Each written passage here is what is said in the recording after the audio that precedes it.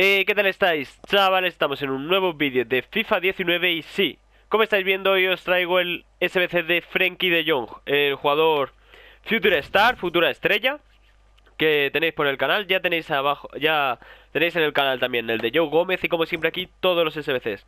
Dejad un muy buen like si os gustan este tipo de vídeos, suscribiros si no estáis y vamos ya con el vídeo. De hecho, luego más tarde tendréis Hernán Crespo, lo voy a tardar un poco más en grabar, así que bueno. Eh...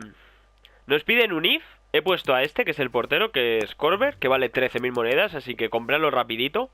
Y si no, pues ya sabéis, jugadores que tengáis en el club para aprovechar los que tengáis intransferibles y mandarlos. Y esas cosillas que siempre os digo.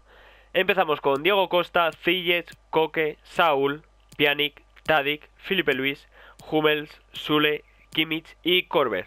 La plantilla en total, debería haberlo dicho también al principio, sale por unas 140.000, 150.000 monedas. Aprovechar ahora que seguramente hayan salido rondas de sobre. Y bueno, si os parece muy caro y antes de eso queréis probar el jugador y eso, pues tenéis aquí, a ver dónde está, aquí, Frenkie de Jong Session.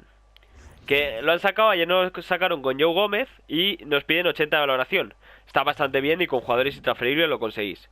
Así que bueno, no me enrollo más, dejad vuestro like, suscribiros si no estáis y nos vemos en la próxima. Adiós.